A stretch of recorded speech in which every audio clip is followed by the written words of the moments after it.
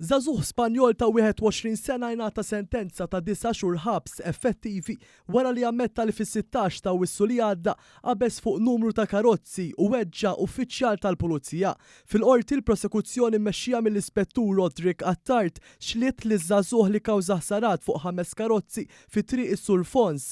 L-insulta għedet u weġġa' ħafif surġent tal-Pulizija waqt li reżista b'mod vjolenti l-arrest u li kien fis-sakra fil-pubbliku. Iż-żagħżugħ kien tressaq il-qorti fit-18 ta' Awwissu li għadda u kien ingħata l-ħelsien mill-arrest fuq diversi kundizzjonijiet. Waqt li l-erba' kienet qiegħda tagħti s-sentenza tagħha, il-Maġistrat Donatella Frendo De Mek innotat l-ammissjoni bikrija tal-akkużat, il-kooperazzjoni tiegħu mal-investigaturi u l-kondotta nadifa tiegħu. Il-Maġistrat qalet li żagħżugħ kien ġie Malta biex jaħdem bħala promotur tal-avvenimenti, iżda għażel jagħmel ħsara lil proprjetà ta' terzi sempliċiment tal-gost u min jeddu u kien ammetta li dakinhar tal-inċident kien xorob ħafna.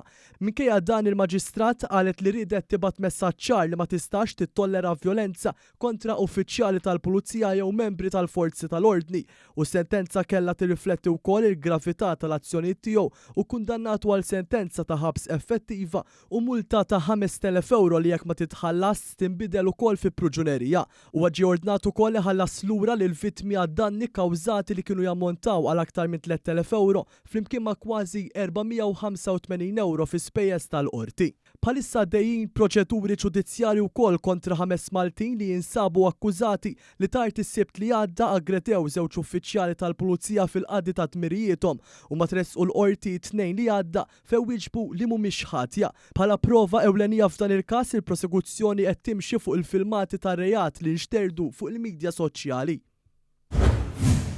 Raġel li allegatament issawwat mill-Lillu King għażel li ma jixxietx fil-konfront tiegħu b'ismu u raġuni li ta' ma jissemmewx fuq ordni tal-qorti preseduta mill-Maġistrat Emery Take. Dan ħareġ illum f'seduta oħra fil-każ kontra Muhammad Ali Ahmed El-Mushrati ta' 32 sena magħruf bħala Lillu King li jinsab mixli li kien involut f'argument f'paċe li eskala hekk kif ħabat ma' karozza.